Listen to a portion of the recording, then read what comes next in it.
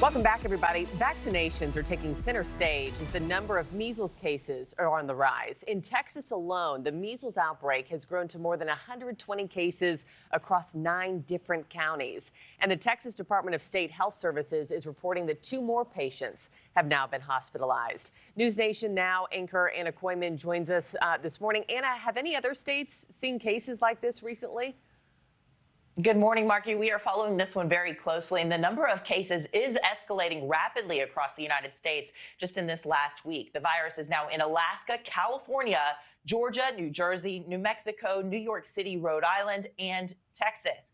Now, with 93 cases of the measles reported on February the 20th, that was 6 days ago, and today there are at least 124 cases in Texas alone. And that number could easily go up. Texas state health officials are taking the lead and say this is the worst outbreak they've had in that state in 3 decades. The U.S. Centers for Disease Control, or of course the CDC, is providing technical assistance, they say, laboratory support, and vaccines as needed. Measles, as we know, is an incredibly contagious respiratory virus. It causes painful rashes, and in some cases, infection can cause pneumonia, blindness, brain swelling, and even death. A pediatrician we spoke with does remind us that populations with high vaccination rates, above 95%, have herd immunity, meaning the disease is harder to spread. I don't think there is a major concern that it's going to be a pandemic like we saw in coronavirus. Most people are vaccinated or had measles, so the likelihood of it spreading in that way is pretty small. We've had many smaller-ish outbreaks in the last 10, 20 years, and they generally don't get huge.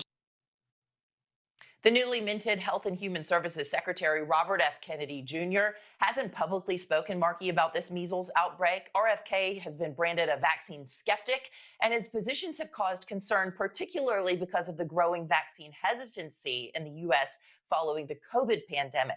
RFK supporters, though, say his positions just further the conversation about doing more long-term research on vaccines. Markie? Just awful to see these photos, the videos of these kids who are currently dealing with the measles. Anna Koyman, thank you so much. Thanks for watching, everybody. Go to joinnn.com to find NewsNation on your television provider. Also, don't forget to click that red subscribe button below to get more of NewsNation's fact-driven, unbiased coverage.